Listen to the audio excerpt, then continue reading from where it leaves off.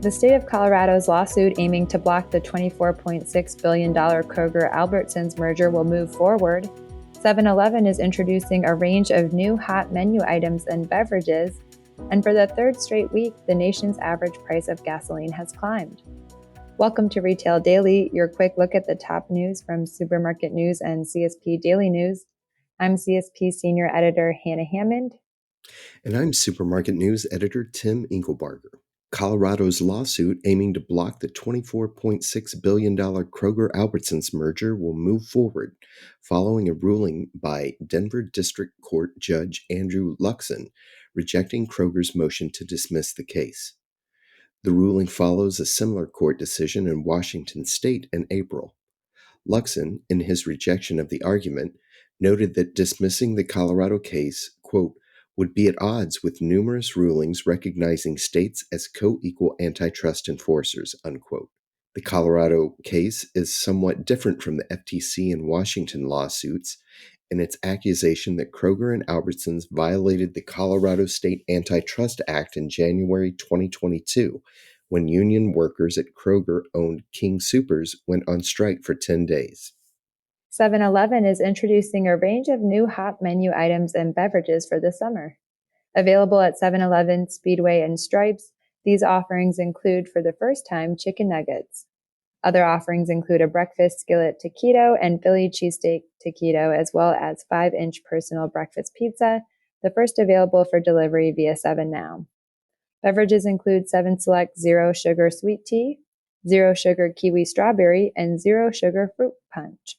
Supermarkets and other big box retailers are doubling down in their investments in-store experiences, leveraging technology and merchandising innovations to enhance the shoppability of their stores while keeping a lid on labor cost.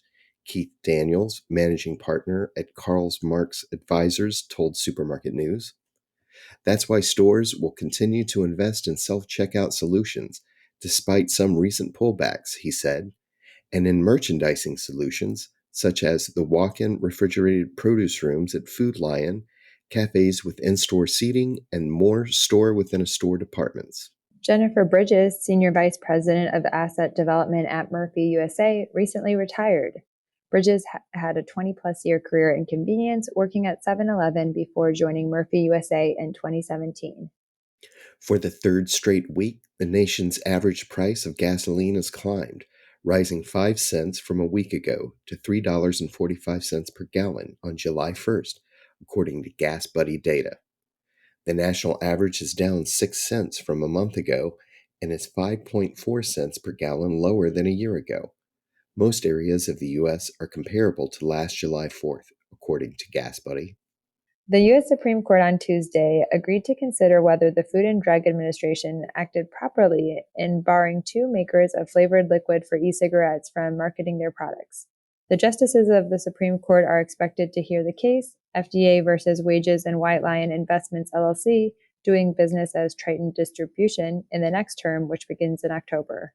Healthcare technology company Fabric said it has acquired the MeMD virtual care platform from Walmart, which bought MeMD in 2021, saying it would complement Walmart health clinic operations. The retailer said in April it was shutting down its Walmart health division and closing its clinics. MeMD provides virtual behavioral, urgent, and primary care benefits for 30,000 corporate, institutional, and health plan partners and 5 million members. Natural Grocers by Vitamin Cottage CFO Todd Dissinger will retire on December 31st. He will continue to serve as Chief Financial Officer until a successor is appointed. So far, one has not been named. The retailer said it will conduct a thorough process to identify Dissinger's successor with the assistance of an executive recruiting firm. New York-based grocery chain Grestetti Supermarkets has signed a consent decree agreeing to pay a $400,000 civil penalty and spend roughly $13.5 million to upgrade its refrigeration equipment for its failure to limit greenhouse gas emissions from its refrigerators. Damian Williams, U.S. Attorney for the Southern District of New York, said in a press release that the United States filed a lawsuit against the grocer alleging violations of the Clean Air Act and the Environmental Protection Agency's Recycling and Emissions Reduction Rule. Between 2019 and 2021, Crestetti's violated EPA refrigerant regulations, resulting in greenhouse gas emissions equal to driving a car 140 million miles, according to the U.S. Attorney's Office.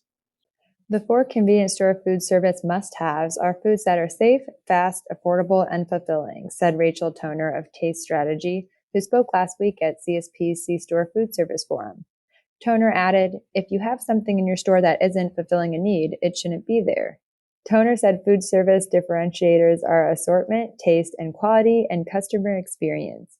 Toner said retailers should develop and set great sensory expectations, including great smells in their stores.